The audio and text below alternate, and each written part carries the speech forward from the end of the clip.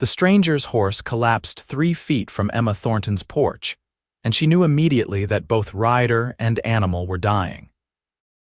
Emma had been sweeping dust from the wooden planks when she heard the desperate thunder of hooves approaching her small homestead outside Bitter Creek, Wyoming territory. It was August of 1878, and the summer heat had been merciless for weeks, turning the landscape into a palette of browns and yellows that stretched endlessly toward distant mountains. She looked up from her work, shading her eyes against the afternoon sun, and watched as a paint horse stumbled into view. The animal's flanks were lathered white with sweat and foam, its breathing labored and rattling. The man on its back was hunched forward, barely conscious, his hat long gone and his dark hair matted with sweat. When the horse went down, the rider tumbled sideways, hitting the hard-packed earth with a sickening thud. Emma dropped her broom and ran toward them, her long skirts kicking up small clouds of dust. She was 22 years old, tall and strong from years of frontier life.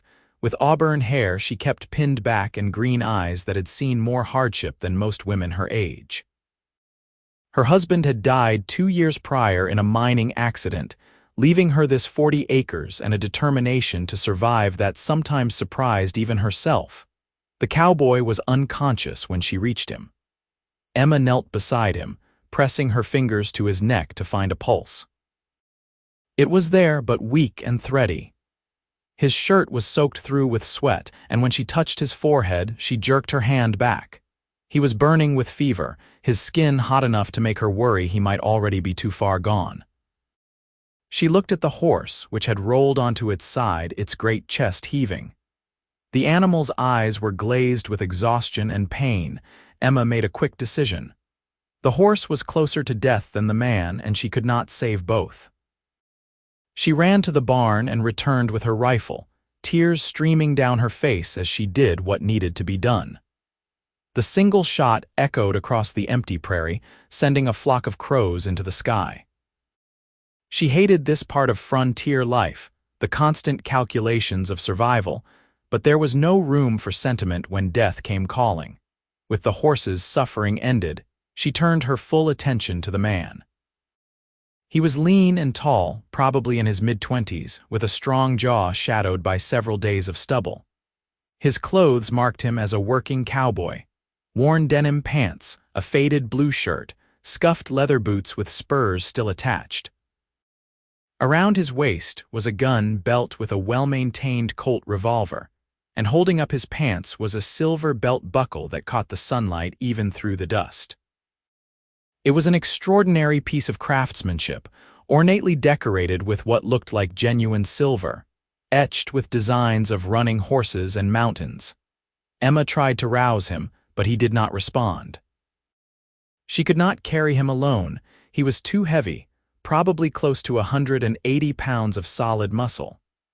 She ran back to the barn and hitched her mule to a flat drag board she used for hauling supplies. It took her nearly 20 minutes of hard work to roll the unconscious cowboy onto the board, and by the time she had dragged him into her small cabin, her dress was soaked with sweat and her arms were trembling.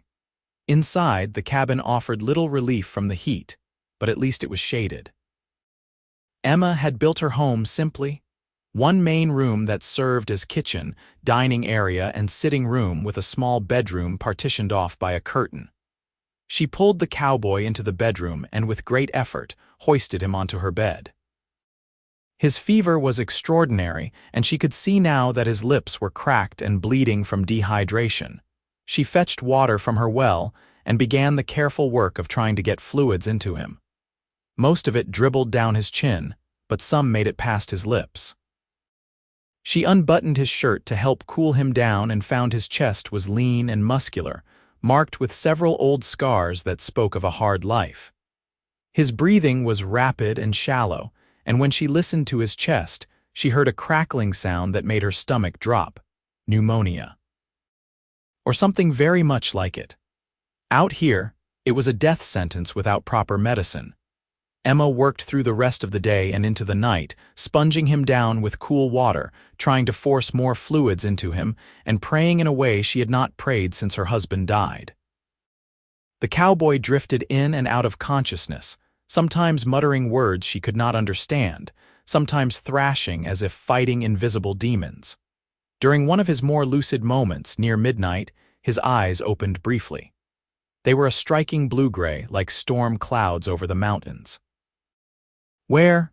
he managed to croak. "You are safe," Emma said softly, pressing a damp cloth to his forehead. "You are at the Thornton homestead outside Bitter Creek. Your horse brought you here before it collapsed. What is your name, James?" he whispered. "James McCready."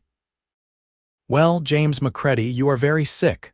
I'm going to do everything I can for you, but you need to fight. Do you understand?" He tried to nod, but the effort seemed to exhaust him. His eyes closed again, and he slipped back into the fever's grip. Emma continued her vigil, dozing occasionally in the chair beside the bed, but mostly staying awake to monitor his condition. By dawn, she knew that her amateur nursing skills would not be enough. His fever had not broken, and his breathing was getting worse. The nearest town, Bitter Creek, was 12 miles away. It had a doctor, a man named Samuel Winters, who had come west from Philadelphia 5 years ago. Emma had met him only once, when she had cut her hand badly with an axe and needed stitches. He had seemed competent, if a bit overwhelmed by the constant stream of injuries and illnesses that were part of frontier life. But getting Dr. Winters here would take hours, and she was not certain James had hours. The alternative was to go to town herself and get medicine. Doctor. Winters kept a small supply of drugs and remedies in his office. But Emma had no money. Her husband's death had left her with land and animals, but almost no cash. She survived by trading eggs, vegetables from her garden, and occasionally sewing work.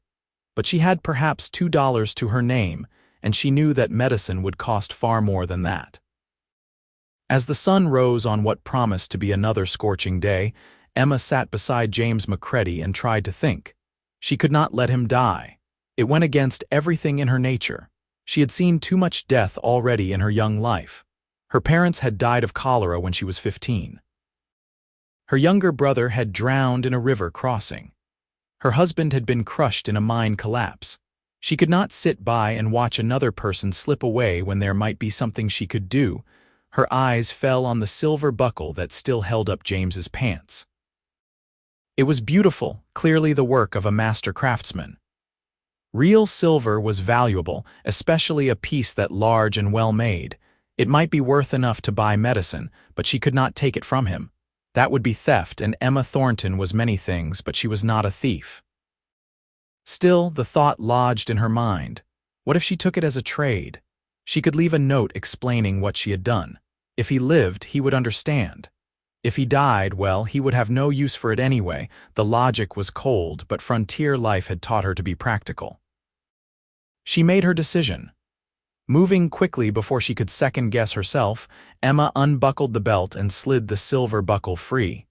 It was heavier than she expected, solid and substantial in her hand. She replaced the belt, using a length of rope to hold up his pants, and then sat down to write a note on a scrap of paper.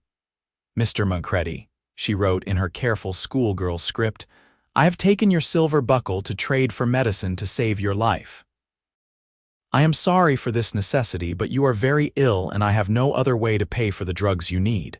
If you live, I hope you will understand and forgive me.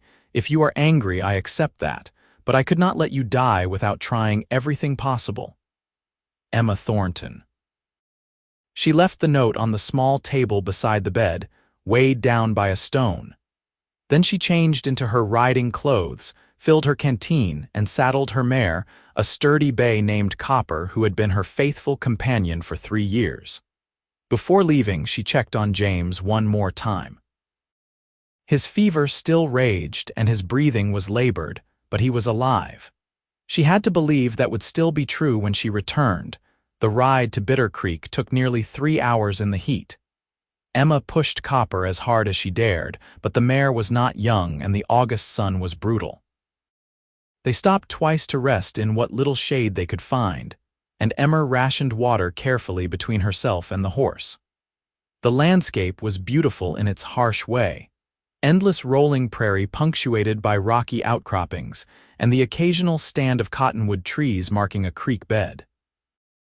In the distance, the Wind River Mountains rose purple and majestic against the pale sky. Bitter Creek was not much of a town, even by Wyoming Territory standards. It had sprung up to service the ranches and mines in the area and consisted of perhaps 40 buildings clustered along a single main street. There was a general store, a saloon, a small hotel, a church, a livery stable, and a handful of other establishments including Dr. Winters's office. Most of the buildings were rough-hewn wood, already weathering to gray after just a few years of frontier life.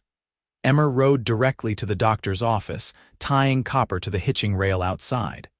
The building was quiet, and when she entered, she found Dr. Winters sitting at his desk, writing notes in a leather-bound journal. He was a man in his middle 40s with graying hair and spectacles that gave him a scholarly appearance. He looked up when Emma entered, his expression shifting to one of concern when he saw the urgency on her face. "Mrs. Thornton," he said, rising from his chair. "What has happened? Are you injured?" "Not me, doctor. A cowboy came to my homestead yesterday, near death from fever and exhaustion. His horse collapsed and died. He is burning up with fever and I hear crackling in his lungs when he breathes. I have been trying to keep him alive, but I fear he needs more help than I can give." Dr. Winters frowned, moving to a cabinet where he kept his medical supplies. "It sounds like pneumonia, possibly complicated by severe dehydration and heat exhaustion. I should come with you immediately." "That would take hours, doctor. I was hoping you could give me medicine that might help him, something I could administer myself." The doctor hesitated, then nodded slowly. "I can give you some quinine for the fever and some laudanum for pain. There is not much else I can do for pneumonia except recommend rest, fluids, and cool compresses, which you are already providing. But these medicines are expensive, Mrs. Thornton. The quinine especially is in short supply." Emma reached into her pocket and withdrew the silver buckle, placing it on the doctor's desk. It gleamed in the light from the window, its craftsmanship evident even to an untrained eye. "Will this cover the cost?" she asked. Dr. Winters picked up the buckle, turning it over in his hands. His eyebrows rose. "This is exceptional work. Is this yours to trade?" "It belongs to the sick man," Emma admitted. "But he is unconscious and cannot give permission. I left him a note explaining that I took it to buy medicine to save his life. I believe if he lives, he will understand." "If he does not live, then the buckle means nothing anyway."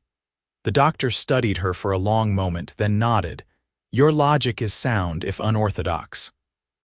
This buckle is worth considerably more than the medicine I can give you, but I will accept it as payment with the understanding that if the man recovers and objects, he may come to me and we will settle accounts." "Fair enough." "More than fair, doctor." "Thank you, doctor." Winters selected several bottles from his cabinet, explaining carefully how much of each medicine Emma should give James and how often. The quinine was a bitter powder that needed to be mixed with water. The laudanum was to be used sparingly, as it was powerful and could be dangerous in large doses. He also gave her a small jar of mentholated salve to rub on James's chest, which might help ease his breathing. "Keep him cool and hydrated," the doctor instructed. "If the fever breaks within the next day or two, he has a good chance. If it does not," he trailed off, but Emma understood. If the fever did not break soon, James McCready would die. She thanked the doctor again and left quickly, anxious to return. She stopped briefly at the general store to buy some beef broth and crackers, using the last of her money. Then she mounted Copper and began the long ride home. The return journey seemed even longer than the trip to town. The afternoon heat was oppressive and Emma worried constantly about James. Had his fever worsened? Had he regained consciousness and found her gone? Worse, had he died while she was away? The questions circled in her mind like buzzards, and she urged Copper to move faster despite the heat. It was nearly sunset when she finally saw her homestead appear on the horizon. She rode Copper right up to the cabin door, not bothering with the barn, and rushed inside. The cabin was stifling after being closed up all day, and for a terrible moment, Emma thought she had returned too late. James lay motionless on the bed, his face flushed and slick with sweat, but when she pressed her fingers to his neck, she felt a pulse. Weak, but there. She allowed herself a moment of relief before setting to work. She quickly unsaddled Copper and gave the mare water and feed, then returned to the cabin with the medicine. Following Dr. Winters's instructions carefully, she mixed the quinine powder with water and began the difficult task of getting it into James. He was barely conscious, but with patience and persistence, she managed to get most of the dose down his throat. She rubbed the mentholated salve on his chest, the strong smell filling the small room. Then she resumed her vigil, alternating between sponging him with cool water and forcing small amounts of liquid past his lips. Night fell, and Emma lit a lamp, its warm glow casting shadows on the log walls. She was exhausted, having had almost no sleep in the past 36 hours, but she could not rest. Every hour she gave James more medicine and more water. She talked to him sometimes, though she did not know if he could hear her. She told him about her life, about losing her husband, about the struggles and small victories of maintaining a homestead alone. It helped to talk, to fill the silence with something other than his labored breathing.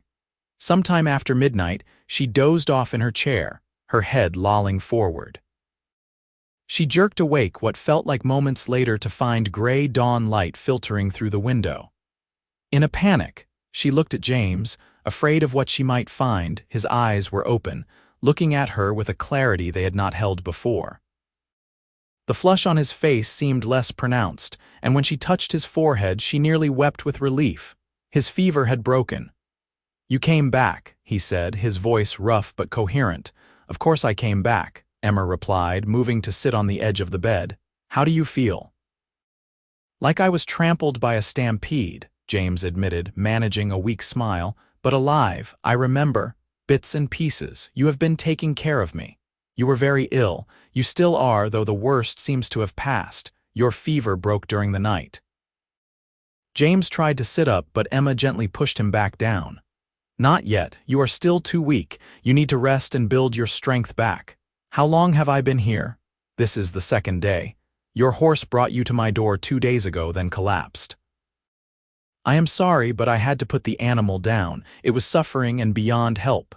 James closed his eyes briefly, grief passing across his face. "Paint was a good horse, carried me a long way. It was not supposed to end like that." "What happened to you? Where were you coming from?" "I was working a cattle drive from Colorado up to Montana. We got hit by rustlers about a week ago. Most of the crew was killed or scattered. I rode for days trying to find help, but everything went wrong. Ran out of water, paint started failing, and then I got sick. I do not remember much after that. Just riding, trying to stay in the saddle. I thought I was going to die out there." "You very nearly did die here," Emma said quietly. "You had pneumonia and severe fever. I had no money for medicine, so I—" She hesitated, then gestured to the table where she had left her note. James turned his head to look, and Emma saw his hand move to his waist, feeling the rope that now held up his pants instead of his belt. He looked back at her, his blue-gray eyes searching her face. "You took my buckle." "I traded it to Dr. Winters for medicine. I left you a note explaining." "I am sorry, Mr. McCready. I know it was not my right to take your property, but you were dying and I had no other way to pay. If you are angry, I understand. When you are well enough, I will work to repay you for its value." James was quiet for a long moment, and Emma felt her heart sink. She had saved his life, but he had every right to be furious with her. The buckle had clearly been important to him, valuable both monetarily and possibly sentimentally. Finally, James spoke, his voice soft. "That buckle was made by my grandfather. He was a silversmith in Texas before he died. It was the only thing of real value I owned in this world. He gave it to me when I turned 18, told me it would bring me luck." Emma felt tears sting her eyes. "I am so sorry, I did not know." I will find a way to get it back or to compensate you, I promise. No, James said, and now he was smiling, though his eyes were damp. Do not apologize. That buckle did bring me luck, just not the way my grandfather probably intended. It brought me to you and it kept me alive. What good is a silver buckle on a dead man? You made the right choice, Mrs. Thornton. I am grateful. The way he said her name with such warmth despite his weakness made something flutter in Emma's chest. She had been so focused on keeping him alive that she had not really looked at him as a person, as a man. But now, seeing the kindness in his eyes, the genuine gratitude in his expression, she felt something shift inside her. Call me Emma, please. Emma, he repeated, as if testing how it sounded. That is a pretty name, and you must call me James. I think we are past formal titles, given that you have seen me at my worst and saved my life. Over the following days, James slowly regained his strength. Emma continued to administer the medicine Dr. Winters had provided, and she made nourishing broths and simple foods that James could tolerate. He was a model patient, never complaining about his weakness or the discomfort of recovery. Instead, he seemed genuinely interested in her life, asking questions about the homestead, about how she managed alone, about her past.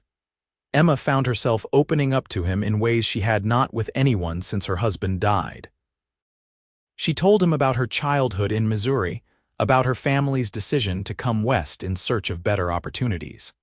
She told him about meeting Thomas Thornton, about their brief marriage and his sudden death. She explained how she had been determined to keep the homestead going, refusing to give up and return east like so many other widows did. James listened with genuine interest, and in turn, he shared his own story. He had been born in Texas in 1852, the son of a ranch foreman and a schoolteacher. His family had worked hard but never had much. James had been working with cattle since he was old enough to sit a horse, hiring on with various outfits as he got older. He had seen a lot of the West, from the deserts of New Mexico to the prairies of Kansas to the mountains of Colorado. He had hoped the Montana cattle drive would earn him enough money to finally start his own small ranch, but the rustler attack had destroyed those plans. Everything I had was invested in that drive, he told Emma one afternoon as he sat propped up in bed, looking much better than he had a few days before. My wages, my savings, all of it. When the rustlers hit us and scattered the herd, it all went up in smoke. I have nothing now except the clothes on my back and a gun I am too weak to lift. You have your life, Emma reminded him. That is not nothing. True enough, James agreed, looking at her with an expression that made her feel warm despite the summer heat. And I owe that life to you. I do not think I will ever be able to repay that debt properly. There is no debt, Emma said firmly. We help each other out here. That is how we survive. By the end of the first week, James was able to get out of bed and move around the cabin, though he tired easily. Emma insisted he stay in the bedroom while she slept on a pallet in the main room, despite his protests. They fell into a comfortable routine.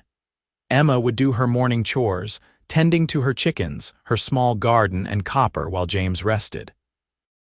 In the afternoons, when it was too hot to work outside, they would sit together in the cabin and talk. In the evenings, after the day cooled, Emma would do more outside work while James watched from the porch, occasionally helping with small tasks as his strength allowed. Emma was surprised by how much she enjoyed having him there. She had grown accustomed to solitude in the 2 years since Thomas's death, but she had not realized how lonely she had been until James arrived. He was easy to talk to, quick to laugh despite everything he had been through and thoughtful in ways that touched her heart. He noticed small things, when she was tired, when she was worried about something, when she needed help even if she did not ask for it. One evening, about 10 days after James had arrived, Emma was preparing supper when she felt him watching her from the doorway. She turned to find him leaning against the frame, looking stronger than he had since she found him. "You are staring," she said, feeling a blush creep up her neck. "Sorry," James said, though he did not look away. I was just thinking about how lucky I am, not just to be alive but to have landed on your doorstep specifically. You are an extraordinary woman, Emma Thornton." Emma did not know what to say to that. She turned back to the stove, stirring the pot of beans to hide her confusion. Men did not usually call her extraordinary. Thomas had loved her in his way, but he had been a practical man who showed affection through actions rather than words. James's direct compliment left her feeling off balance. "I am just ordinary," she managed to say. "I do what needs to be done, same as anyone." "That is where you are wrong," James said, moving into the room to sit at the small table. "Most people would not have taken in a dying stranger. Many would have taken my gun and my buckle and left me to the buzzards. You saved my life at considerable cost to yourself, and you did not even know me. That is not ordinary, that is remarkable." Emma served the supper, still not sure how to respond. They ate in companionable silence for a while, but she could feel something had changed between them. There was a new awareness, a tension that was not uncomfortable but felt charged with possibility. After they finished eating, James helped her clean up despite her protests that he should still be resting. As they worked side by side in the small space, their hands brushed accidentally, and Emma felt a jolt of something she had not felt in years. She glanced at James and found him looking at her with an intensity that made her breath catch. "Emma," he said softly, "I need to tell you something." She waited, her heart beating faster. "I have been thinking about what I should do next. I have no money, no job, no prospects. By rights, I should move on, try to find work somewhere, not impose on your hospitality any longer. But the truth is," he paused, seeming to gather courage. "The truth is I do not want to leave. These past days with you have been the happiest I have been in years, despite being sick. I like talking to you, I like hearing you laugh. I like the way you face challenges head-on without complaining. I like everything about you, if I am being honest." Emma felt her pulse racing. She knew she should be cautious, should remind herself that she barely knew this man, that he might just be grateful and confusing that with deeper feelings. But she could not deny that she felt something too. Over the past 10 days, she had come to look forward to every conversation, every smile, every moment in his presence. "I like you too, James," she admitted quietly, "more than I probably should, given the circumstances." James took a step closer to her, his eyes searching hers. "Is there a rule about this sort of thing, about how long you have to know someone before you can feel something real?" "I do not know," Emma said honestly. "My parents knew each other for 3 years before they married. Thomas and I courted for 8 months, but this feels different." "Different how?" Emma struggled to put it into words. "Faster, more intense, like I have known you longer than I actually have." James reached out and gently took her hand. His palm was warm and calloused from years of hard work, and his touch sent tingles up her arm. "I feel the same way. Maybe it is because we met under such extreme circumstances, or maybe it is just right. Do you believe in that? In things being meant to happen?" "I used to," Emma said. "Then I lost so many people that I stopped believing in much of anything except getting through each day. But lately—" She looked up at him, meeting those blue-gray eyes. "Lately, I am starting to think maybe there is some kind of plan after all. Maybe you were supposed to end up here." James smiled, a genuine warm expression that transformed his face. "I would like to believe that.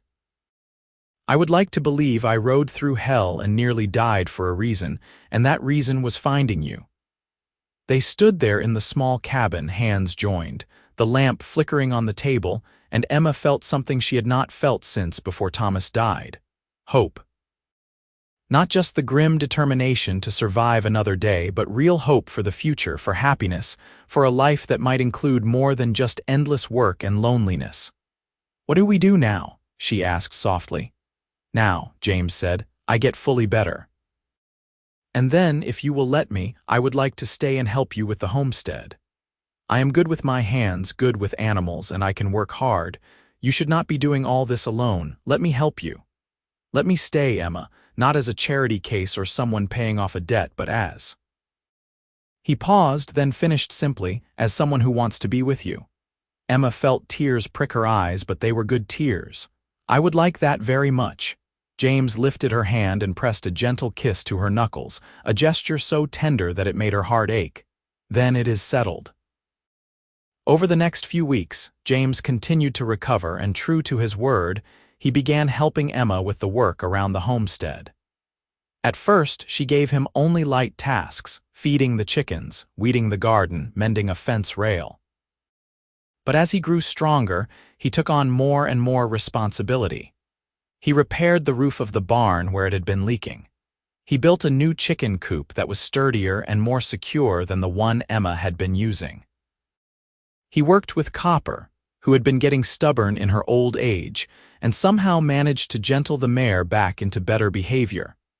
Emma watched him work and marveled at how natural it felt to have him there.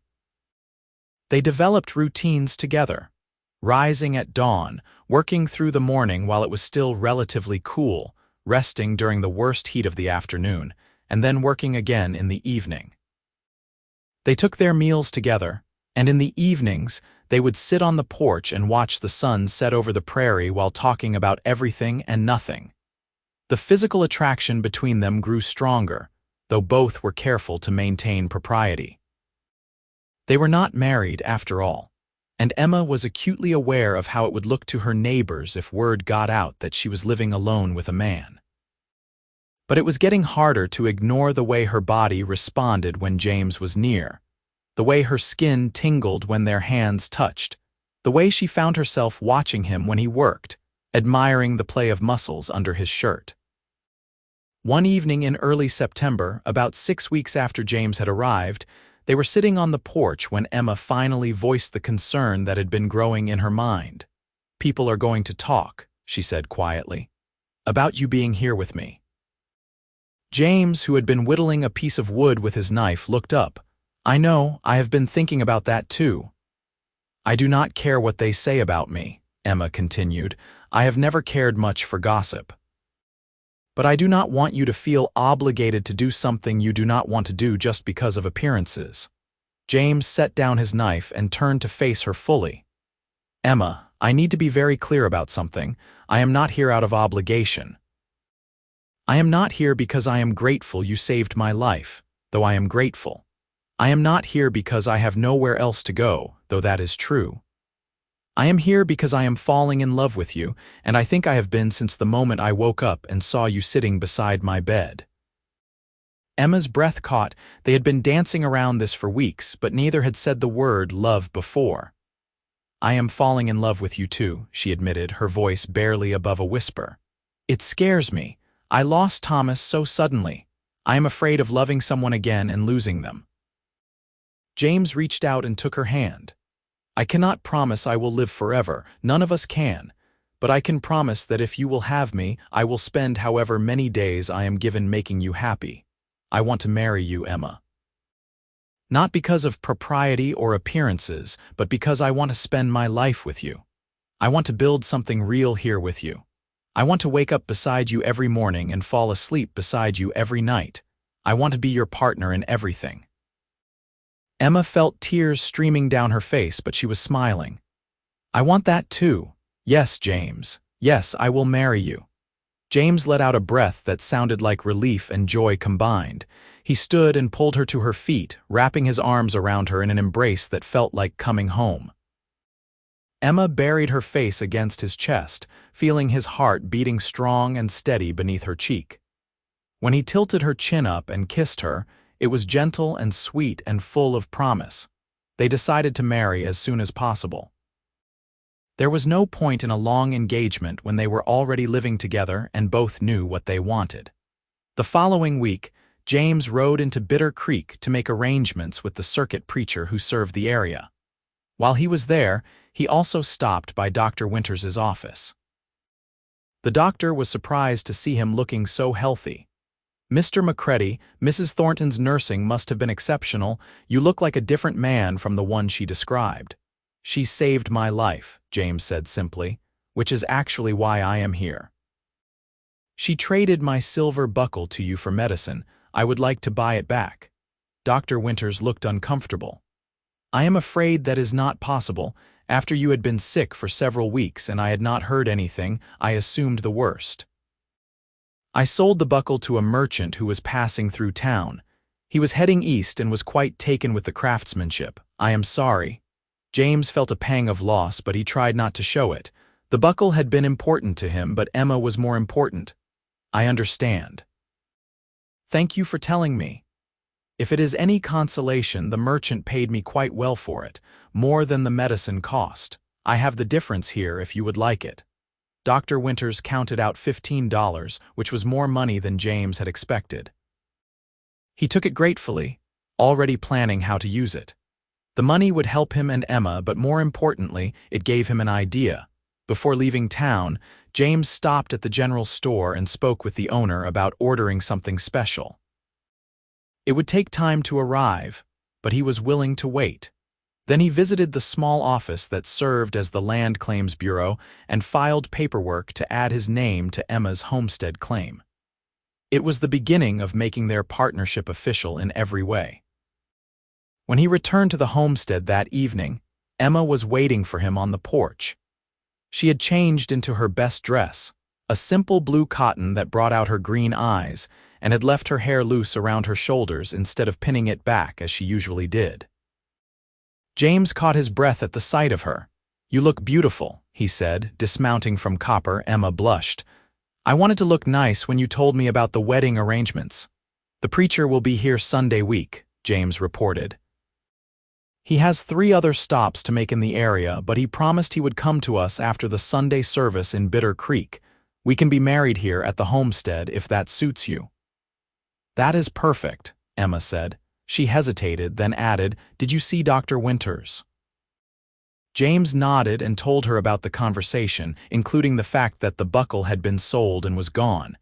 He saw the distress on her face and quickly reassured her. "It is all right, Emma, truly. The buckle served its purpose. It kept me alive by bringing me to you. I do not need it back." "But it was your grandfather's work. It was important to you."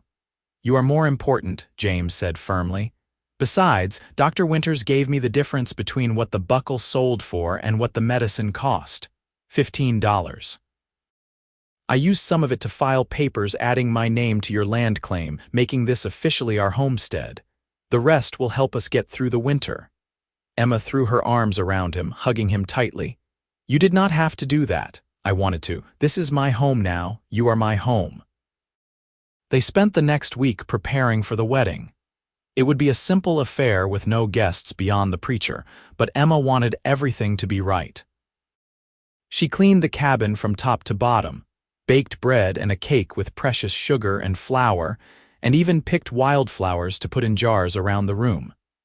James worked on improving the homestead, wanting to show Emma that he could provide for her, that choosing him was not a mistake. The night before the wedding, they sat together on the porch as they had so many evenings before. The air was cooler now that September was well underway, with a hint of the autumn to come. The stars were brilliant overhead, and somewhere in the distance, a coyote called. "Are you nervous?" Emma asked. "No," James said honestly. "I have never been more certain of anything in my life. Are you?" "A little," Emma admitted. "Not about marrying you, about everything else, making this work, building a life together. There is so much that could go wrong." James took her hand, intertwining their fingers. "There is also so much that could go right. We are both hard workers. We care about each other. We are starting with more than a lot of couples have. We will face whatever comes together and we will be stronger for it." Emma smiled. "When did you become such an optimist?" "When I woke up in your bed and realized I had been given a second chance at life. It changed my perspective." The wedding day dawned clear and beautiful, with a crisp autumn breeze that made the work of the morning almost pleasant. Emma dressed carefully in her best clothes, wishing she had something fancier but knowing it did not really matter. James wore his cleanest shirt and pants, and had even managed to shave and trim his hair, which had grown shaggy during his recovery. The preacher arrived just after noon, a thin, earnest man named Reverend Cotton who had been serving the scattered communities of Wyoming Territory for 3 years. He was pleased to perform the ceremony.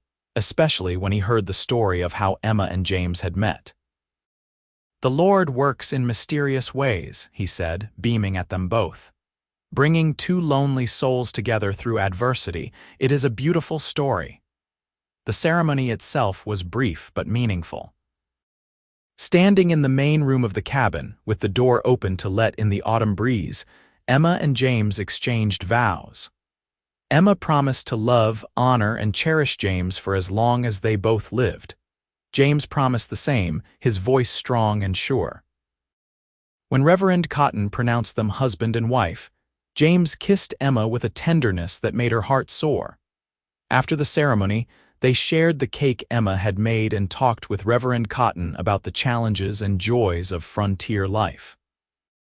The preacher left in the late afternoon to continue his circuit, and Emma and James were left alone as husband and wife. That night was a revelation for both of them. Emma had been married before, but what she had shared with Thomas had been affectionate and comfortable rather than passionate. With James, everything was different. There was a fire between them that ignited as soon as they were finally alone together, really alone as a married couple.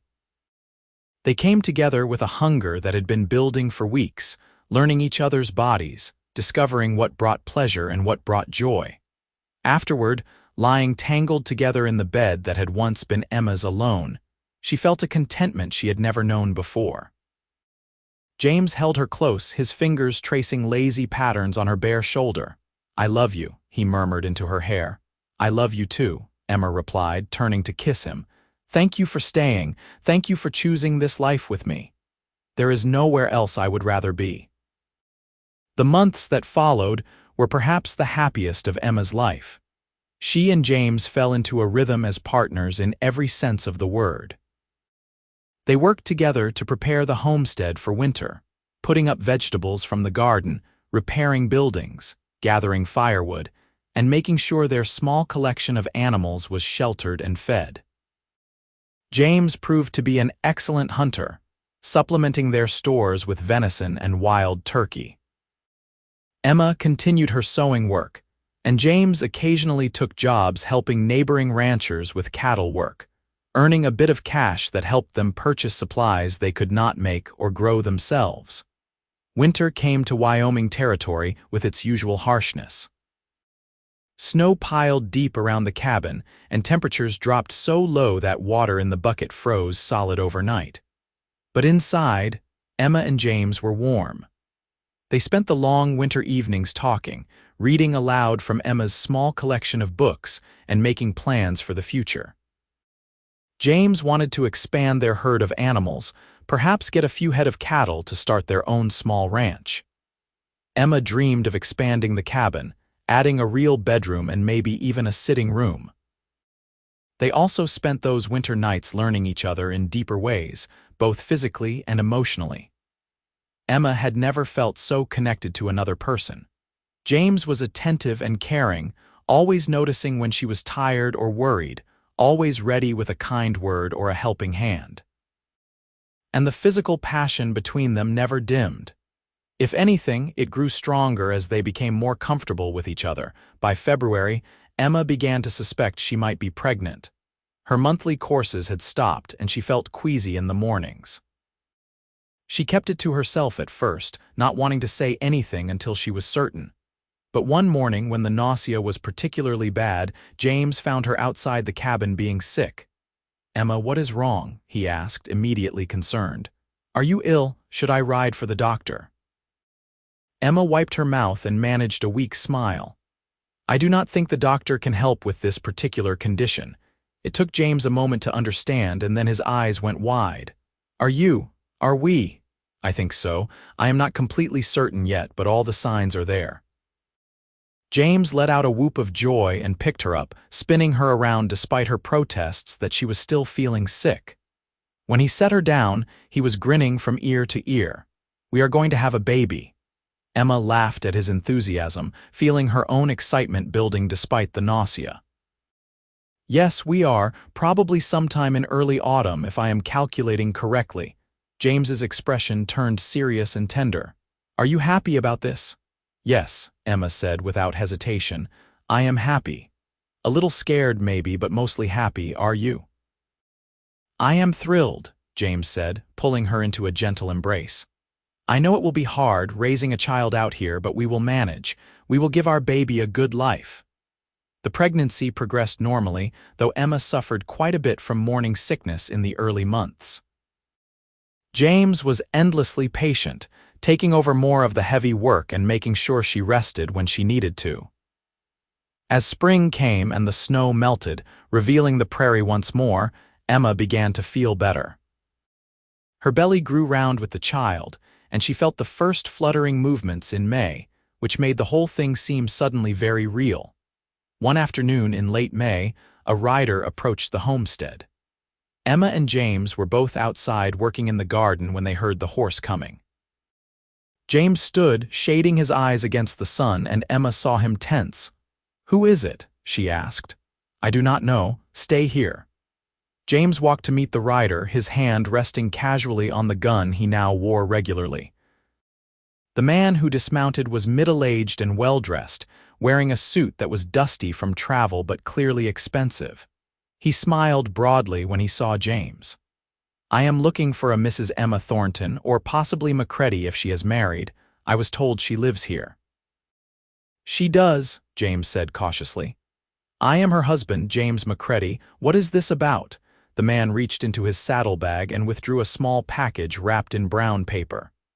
"My name is Theodore Marsh. I am a merchant, mostly dealing in fine goods and antiques. Several months ago, I purchased a remarkable silver belt buckle from Dr. Samuel Winters in Bitter Creek. Beautiful piece of craftsmanship. When I showed it to a silversmith back east, he identified it as the work of Diego McCready, a master craftsman from Texas. Quite valuable, actually." Emma had come to stand beside James, and she felt his hand find hers. "That was my grandfather," James said quietly. "The buckle was mine. Mrs. McCready traded it for medicine to save my life when I was dying of fever." Theodore Marsh nodded. "So I heard when I stopped in Bitter Creek to learn more about the buckle's provenance.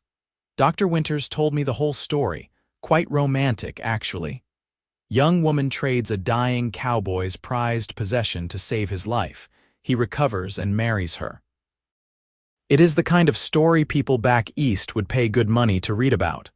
"What do you want, Mr. Marsh?" James asked, a hint of steel in his voice. "I want to return this to you," Marsh said, holding out the package. "Well, not exactly this, but something I hope you will find acceptable." James took the package and unwrapped it carefully. Inside was a belt buckle, but not his original one. This one was even more beautiful, made of gleaming silver and engraved with an intricate scene. A cabin on a prairie with a man and woman standing together in front of it, and the words "love" and "life" inscribed along the bottom. Emma gasped. "Mr. Marsh, this is exquisite, but we cannot accept something so valuable." "Please, I insist," Marsh said. "When I heard your story, I was moved. I had the buckle I purchased from Dr. Winters melted down and recast into this new piece, with modifications to reflect your story. Consider it a wedding gift from a stranger who believes in love and second chances. Besides," he added with a smile, "I already made back my investment and then some by selling the story to a magazine back east. They are running it as a serialized romance. You two are going to be famous in a small way." James looked at Emma, and she saw her own confusion and wonder reflected in his eyes. "We do not know what to say," James managed. "Say you will accept it," Marsh replied. "And maybe when your child is old enough, you can tell them the story of how their father's silver buckle saved his life and brought their parents together." Emma felt tears streaming down her face. "Thank you, Mr. Marsh. This is incredibly generous." Marsh waved away her thanks. "The world is harsh enough. When I have the chance to do something kind, I take it. I wish you both and your growing family all the best." He mounted his horse and rode away, leaving Emma and James standing together, holding the beautiful new buckle. James turned it over in his hands, studying the intricate engravings. "Love and life," he read aloud. "That is what you gave me, Emma. When I was dying, you gave me both. We gave them to each other, Emma corrected softly. James fastened the new buckle onto his belt, and Emma saw how it caught the sunlight just as the original had. But this one was even more special because it was uniquely theirs, a symbol of everything they had been through and everything they had built together. The summer passed in a blur of work and preparation. Emma's belly grew larger, and she found herself moving more slowly, tiring more easily. James was endlessly attentive, constantly asking if she needed anything, if she was comfortable, if she should rest. It was sweet but occasionally frustrating, as Emma was used to being independent and capable. "I am pregnant, not made of glass," she told him one afternoon when he tried to stop her from carrying a bucket of water from the well. "I know," James said, taking the bucket anyway, "but humor me. I like taking care of you." As autumn approached and Emma's due date grew nearer, James rode to Bitter Creek and arranged for Dr. Winters to be available when the time came. The doctor agreed to come to the homestead when Emma went into labor, though he warned that babies came on their own schedule and he might not make it in time. Emma's labor started on a cool September evening, just as the sun was setting. She had been feeling restless all day, unable to settle to any task, and when the first pain came, she knew immediately what it was. She found James in the barn and told him simply, "It is time." James went pale but sprang into action. He saddled Copper and rode for Doctor Winters while Emma prepared the bedroom, laying out clean cloths and water as she had been instructed. The pains were still far apart, which was good. It meant she had time. James returned with Dr. Winters just after dark, and the doctor examined Emma and pronounced everything to be progressing normally. "First babies usually take their time," he said kindly. "Try to rest between pains. This could be a long night." It was. Emma labored through the night and into the next morning, with James holding her hand through every contraction, whispering encouragement and love. Dr. Winters monitored her progress, and by mid-morning he announced that it was time to push. Emma had never experienced anything so intense or exhausting in her life. The pain was overwhelming, but James was there, his hand in hers, his voice in her ear telling her she was strong, she could do this, he loved her. She focused on his voice and pushed with everything she had. Finally, just before noon on a beautiful September day, Emma and James's son came into the world. Dr. Winters placed the squalling infant on Emma's chest, and she looked down at him in wonder. He was perfect, tiny and red and angry at being born, with a shock of dark hair and lungs that worked remarkably well. James was crying openly, tears streaming down his face as he looked at his wife and new son.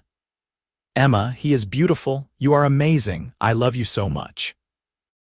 Emma was crying too, overwhelmed with love for this tiny person they had created. "We have a son," she whispered in awe.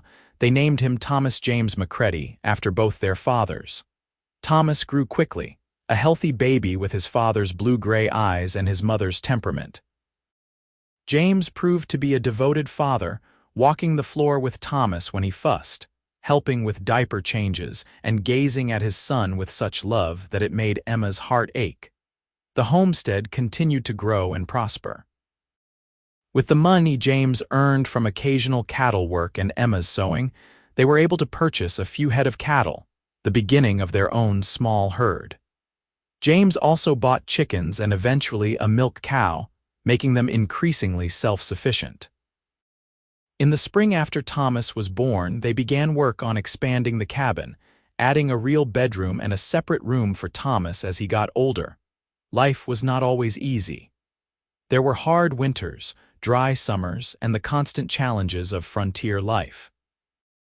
But Emma and James faced everything together, their love for each other and their son sustaining them through difficult times. Thomas grew into a bright, energetic boy who loved helping his father with the animals and listening to his mother's stories. When Thomas was 3 years old, Emma discovered she was pregnant again. This time, she gave birth to a daughter, whom they named Sarah Grace. She was followed 2 years later by another son, Daniel. Emma sometimes marveled that she had gone from being a lonely widow to having a family of 5 in just a few years. James remained devoted to his family, working tirelessly to provide for them and make their homestead a success. The silver buckle that Theodore Marsh had given him remained his most prized possession, and he often told the children the story of how their mother had saved his life, and how the buckle represented the love that had brought their family into being. One evening, when Thomas was 10 years old and starting to understand more about the world, he asked his father about the buckle. "So Mama traded your original buckle to save your life, and then a stranger made you a new one." "That is right," James confirmed. "Your mother is the bravest, most selfless person I have ever known. She gave up something valuable to save a complete stranger. But you married her, so it worked out," James smiled. "It did indeed work out, but your mother did not know that would happen when she made the trade.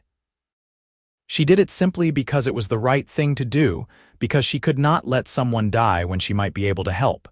That is the kind of person she is." Emma, listening from across the room where she was mending clothes, felt her eyes mist with tears. After all these years, James still looked at her with the same love and admiration he had shown when they first met. She had been blessed beyond measure to find such a partner. As the years passed, the McCready homestead became a well-known and respected part of the community. Emma and James were known for their hard work, their devotion to each other, and their kindness to neighbors who needed help. They never forgot what it was like to be desperate and alone, and they made it a point to help others when they could. Thomas grew into a tall, strong young man who wanted to be a rancher like his father. Sarah became a skilled seamstress and cook, and showed signs of having her grandmother's teaching abilities. Daniel was the adventurous one, always getting into mischief, but with a good heart underneath. When Emma was in her early 40s and James was pushing 50, they sat together on their porch one summer evening, watching their grandchildren play in the yard. Thomas had married a local girl and had 2 children of his own. Sarah was courting a young man from Bitter Creek. Daniel was still young but already showing interest in girls.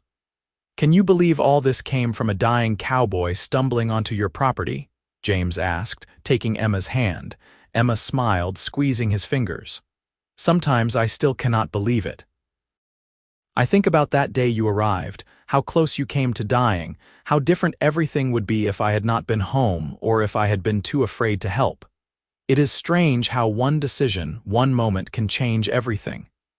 "You changed everything," James said, turning to look at her. His hair was graying now and there were lines around his eyes, but to Emma, he was still the handsome cowboy she had fallen in love with. "You gave me life, you gave me love, you gave me this family and this home. Every single day for more than 20 years, I have thanked God that paint carried me to your door." "I thank God for it too," Emma said softly. "I was so lonely before you came, I thought my life was over, that I would just exist until I died. You showed me that there could be joy again, that I could love again. You gave me as much as I gave you." James leaned over and kissed her, a gentle press of lips that still made her heart flutter after all these years. "Here is to 20 more years and then 20 after that," Emma laughed. "We will be ancient by then. I do not care. I want to spend every moment I can with you." As the sun set over the Wyoming prairie, painting the sky in shades of gold and purple, Emma reflected on the unlikely journey that had brought her to this moment. From a desperate widow trading a stranger's silver buckle for medicine, to a wife, mother, and grandmother surrounded by love and family. It had all started with a choice to help someone in need, a choice that had seemed simple at the time but had rippled out to create a lifetime of happiness. The silver buckle James wore had become a family heirloom, passed down eventually to Thomas, who wore it proudly and told his own children the story of how their grandfather had nearly died and their grandmother had saved him. It became a symbol for the whole family, a reminder that love was worth any sacrifice, that helping others mattered, and that sometimes the best things in life came from the most unexpected places. Years later, When Emma was in her 60s and James was nearing 70, they celebrated their 40th wedding anniversary surrounded by their children, grandchildren, and even a few great-grandchildren. The homestead had grown into a substantial ranch, successful enough to provide for the entire family. Thomas ran it now, though James still helped when he could, refusing to fully retire.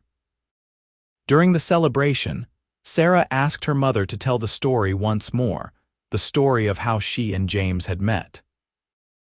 Emma obliged, recounting the day a dying cowboy had collapsed on her property, how she had cared for him, how she had traded his precious silver buckle for medicine, and how he had forgiven her and eventually fallen in love with her. But the most important part, Emma said, looking around at all the faces of the family she and James had created, is not about the buckle or the medicine or even the illness. It is about choosing to help someone when they need it, about being willing to sacrifice for others, and about opening your heart to love even when you have been hurt before. Those choices, those acts of courage and kindness, created all of this. She gestured to the gathered family. Every person here exists because I chose to help a stranger, and because that stranger chose to stay and love me. That is the real miracle. James, sitting beside her with his hand in hers as always, nodded in agreement. Your grandmother saved my life, he told the assembled family. But more than that, she showed me what real love looks like. Love that acts, that sacrifices, that perseveres. I have tried every day since to love her the way she loved me that first day, completely, selflessly, and without reservation. That is my wish for all of you. Find someone who will love you that way, and then make sure you love them back just as hard. There was not a dry eye in the room when he finished speaking. The celebration continued late into the night, with music and dancing and stories shared across generations. Emma watched it all with a full heart, grateful for every moment, every choice, every sacrifice that had led to this beautiful life. When Emma was 71 years old, she became ill. It started as a cough that would not go away and gradually worsened until she was bedridden. Dr. Winters had long since retired, and his successor, a young doctor fresh from medical school back east, could do little except make her comfortable. James rarely left her side, just as she had once rarely left his. On a cool autumn evening, with golden light streaming through the window and her family gathered around, Emma slipped away peacefully. James held her hand to the very end, whispering his love to her, thanking her for a lifetime of happiness. When she took her last breath, he bowed his head and wept, grieving the loss of the woman who had been his partner, his love, his everything for more than 40 years. James lived for another 3 years after Emma's passing, though those who knew him said he was never quite the same. He spoke often of her, keeping her memory alive for the younger grandchildren and great-grandchildren who had not known her well. He wore the silver buckle every day, touching it occasionally as if it connected him to her somehow. When James finally passed away at the age of 74, he was buried beside Emma on a hill overlooking the ranch they had built together. The silver buckle was passed to Thomas, as they had planned, but Thomas had a replica made so that the original could be preserved in a special box, protected and honored as the symbol of his parents' great love story. The story of Emma and James McCready became a legend in their family, told and retold to each new generation. It was a reminder that love could come from the most unexpected places, that kindness mattered, that sacrifice was sometimes necessary, and that two people who chose to face life together could overcome almost any obstacle. The ranch continued to thrive for generations, always remaining in the McCready family. The cabin where Emma and James had lived was preserved and eventually turned into a small museum, where visitors could see the silver buckle and hear the story of the cowboy who nearly died and the widow who saved him. People came from all over to hear the tale and to stand in the place where such a great love had begun. And though Emma and James were long gone, their love lived on in the family they had created, in the land they had built together, and in the silver buckle that represented everything they had been to each other. Sacrifice, love, partnership, and the simple courage to help a stranger in need. It was a legacy that would never be forgotten, a love story that proved that sometimes the best things in life came not from grand plans or careful calculations, but from a single moment of compassion and the willingness to open one's heart to possibility. Their great-great-grandchildren still wear replicas of that buckle, still tell the story, still remember that their family began with a dying cowboy, a brave widow, and a piece of silver that bought not just medicine, but a lifetime of love. And in telling the story, they keep alive the values that Emma and James lived by. Help those in need, love without reservation, work hard, stay loyal, and never underestimate the power of a single act of kindness to change the world. The McCready Ranch stands to this day, a testament to what two people can build when they choose love over fear, partnership over solitude, and hope over despair. And somewhere, perhaps, the spirits of Emma and James walk those lands still, hand in hand as they always were, watching over the family they created and smiling at the beautiful legacy that began with a simple choice: to save a stranger's life, no matter the cost.